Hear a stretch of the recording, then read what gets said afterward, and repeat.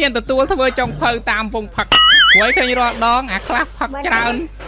ស៊ីច្រើនមកតែធ្វើខ្ជិលឥឡូវខ្ញុំសុកចិត្តធ្វើសវិសចុងភៅមួយថ្ងៃ20រៀល free ម្ហូប3មុខអូផឹករាល់ដងលើកដាក់លើតុអស់លើកដាក់លើតុអស់គ្មានអាណាជួយធ្វើអាខ្លះទៀតឲ្យធ្វើមន់ស៊ីវាថាវាអត់ហ៊ានអាកឲ្យខ្លាចឈាមដល់ពេលធ្វើឆ្អិនមាត់វាដូចដង្ហាលហាត់រីចឹងស៊ីមន់អស់5ស្រា2ប៉ុងអត់ដល់និយាយត្រូវមិនជួបចឹងរាល់ឆ្នាំអាខ្លះផឹកតែក្រូចតែលួចកវលកំប៉ុងវាថាត្រូវមែនហ្នឹងខ្លះទៀតឲ្យតែអស់ម្ហូបសវឹងហើយអូយបានអូនដល់ឈប់និយាយតោះណាអាសេរីសវឹងឡំបាយជើងទៀតរ៉ៃនិយាយត្រូវប៉ុន្តែរត់ដងបងវាអាសាចឹងដែរណាពេលខ្លះបានសំដៅឈ្មោះអាណាទេ